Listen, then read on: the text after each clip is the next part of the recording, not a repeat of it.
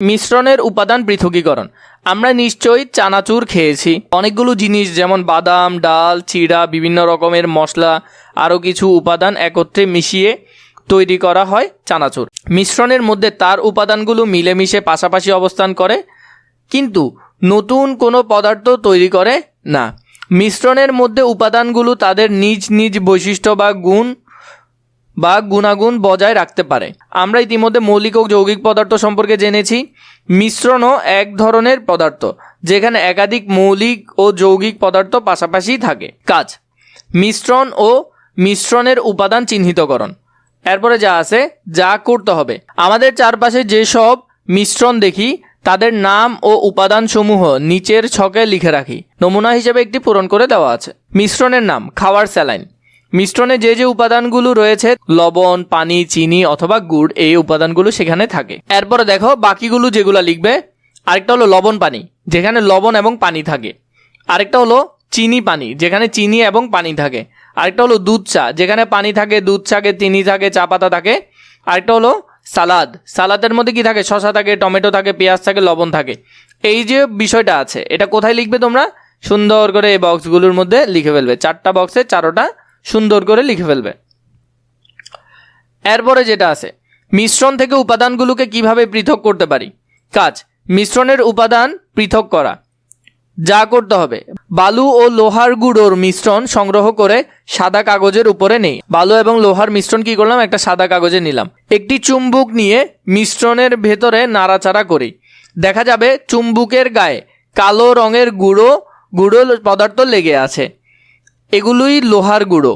অন্য একটি কাগজে লোহার গুঁড়োগুলো সংগ্রহ করি। 3 নাম্বার, কয়েকবারের চেষ্টায় লোহার গুঁড়োগুলো আলাদা করি। মানে কয়েকবার চেষ্টা করার পর লোহার গুঁড়োগুলো কী করব? আমরা আলাদা করে ফেলতে পারবো। সারসংক্ষেপ: এখানে লোহার চৌম্বকীয় বৈশিষ্ট্য ব্যবহার করে অচৌম্বকীয় পদার্থ আলাদা করা সম্ভব হয়েছে।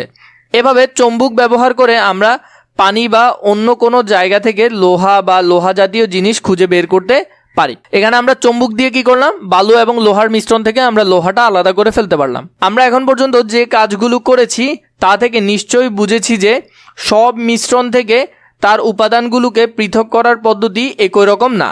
মিশ্রণ থেকে তার উপাদানসমূহ পৃথক করার জন্য বিভিন্ন রকম পদ্ধতি ব্যবহার করা প্রয়োজন হয়। প্রথমে মিশ্রণের উপাদান পৃথককরণ সম্পর্কে আরও কিছু জানি। মিশ্রণে 2 বা ততোধিক পদার্থ নিজেদের বৈশিষ্ট্য বজায় রেখে পাশাপাশি অবস্থান করে। এটা ঠিক যে আমরা জানি 2 বা ততোধিক পদার্থ থাকে।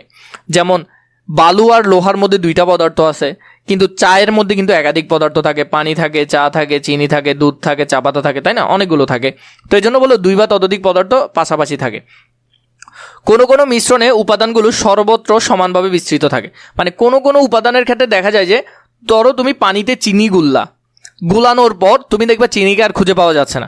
তার মানে এটা সর্বত্র সমানভাবে কি হয়ে গেল? বিস্তৃত হয়ে গেল বা ভাগ হয়ে গেল, দেখা যাচ্ছে না। এটাকে বলে সমসত্ব মিশ্রণ। তো সমসত্ব মিশ্রণের মধ্যে তুমি কি পাবে না? চিনিকে আর খুঁজে পাবে না। চিনি এমনভাবে সব দিকে ছড়ায় যাবে যে তুমি চাইলে ওকে আলাদা করতে পারবে না। এই মিশ্রণের উপাদান হলো পানি ও চিনি। তো তুমি পানির মধ্যে চিনিকে কখনো আলাদা করে খুঁজতে পারবে না যদি গুলাই ফেলো আর কি। শরবতের মধ্যে পানি ও চিনির অবস্থান সর্বত্রই একই থাকবে। সর্বত্রই কি থাকবে? একই থাকবে। যদিও শরবতে চিনির উপস্থিতি বোঝা যায় না। কি থাকবে? সব জায়গায় এটা একই পরিমাণে থাকবে, কিন্তু তুমি বুঝতে পারবে না যে এখানে বেশি আছে নাকি এখানে কম আছে। আবার কি হলো, কোনো কোনো মিশ্রণে প্রতিটি উপাদানের উপস্থিতি বোঝা যায়। এরকমও আছে যেখানের মধ্যে ধরো তুমি বালু আর লোহা মিক্স করলে, তাহলে তুমি বুঝতে পারবে যে এইদিকে বালু বেশি আছে নাকি ওইদিকে বেশি আছে, নাকি এদিকে লোহা বেশি আছে নাকি অন্যদিকে বেশি আছে। এটা তুমি বুঝতে পারবে।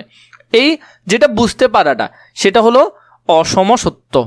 মিশ্রণের মধ্যে উপাদানগুলো সাধারণভাবে মিশ্রিত থাকে, কোথাও বেশি বা কোথাও কম। এটাকে বলা হয় অসমসত্ব মিশ্রণ। যেমন বালু এবং লোহার গুঁড়োর মিশ্রণ খুবই বেশি গুরুত্বপূর্ণ, অনেক বেশি গুরুত্বপূর্ণ, খুবই ভালো করে দেখবে। আমাদের প্রয়োজনে আমরা মিশ্রণের উপাদান পৃথক করি। এটা আমাদের প্রয়োজনে আমরা মূলত করি। বিভিন্নভাবে আমরা মিশ্রণের উপাদান থেকে পৃথক করতে পারি। বিভিন্নভাবে আমরা মিশ্রণের উপাদান পৃথক করতে পারি। যেমন ধান ও ধানের চিটার মিশ্রণ থেকে ধানের চিটা পৃথক করতে বাতাস ব্যবহার করি।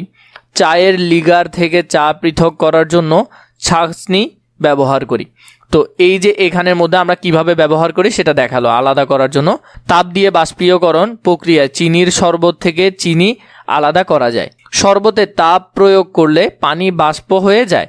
চিনি পাত্রের তলায় থেকে যায়। কোন উপায়ে উপাদান পৃথক করব তা উপাদানের বৈশিষ্ট্যের উপর নির্ভর করে। বাতাস, তাপ, ছাঁকনি, চুম্বক ব্যবহার করে মিশ্রণের উপাদান পৃথক করতে পারি। তাহলে আমরা চাইলে বিভিন্ন পর্যায়ে বা বিভিন্ন রকম করে আমরা কি করতে পারি, একটা পদার্থ থেকে আরেকটা পদার্থ আলাদা বা পৃথক করতে পারি।